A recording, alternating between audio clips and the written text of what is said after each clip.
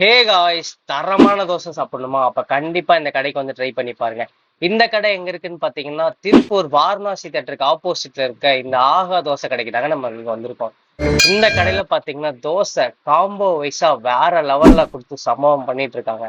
நான் எங்க கிட்ட வந்து என்ன சொன்னேன்னா 210க்கு ஒரு காம்போ இருக்குங்க.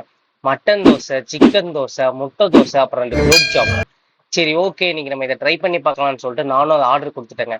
இவர் வேற லெவல்ல தோசை போட்டு சம்பவம் பண்ணிட்டு இருந்தாருங்க. சரி, ஓகே, டேஸ்ட் வைஸா எப்படிதான் இருக்குதுன்னு சொல்லி நம்ம இன்னைக்கு பாத்திரலாம்னு சொல்லிட்டு நான் ஆர்டர் பண்ணிட்டேங்க. ஆர்டர் பண்ண உடனே தோசை வந்துருச்சுங்க. இவங்க வந்து பாத்தீங்கன்னா தோசைக்கு 3 வகையான சட்னி, அதாவது தேசிய கொடி மாதிரி வெள்ளை, ஆரஞ்சு, கிரீன், 3 வெரைட்டில கொடுத்து வேற லெவலா அசத்திட்டு இருக்காங்க.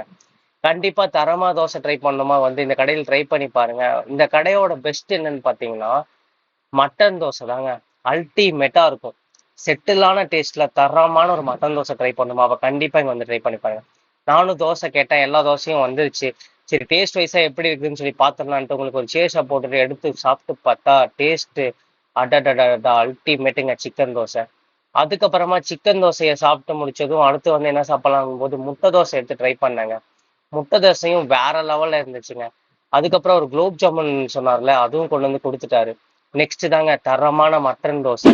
இந்த மட்டன் தோசைக்கு நான் அடிக்டே ஆயிட்டேன். அந்த அளவுக்கு வேற லெவல் டேஸ்ட்டுங்க. கண்டிப்பா இங்க வந்து நீங்க இந்த மட்டன் தோசை ட்ரை பண்ணி பாருங்க, வேற லெவல்ல இருக்கும். அதுக்கப்புறமா கலக்கி கேட்டிருந்தேன், கலக்கி கொண்டு வந்து கொடுத்தாரு.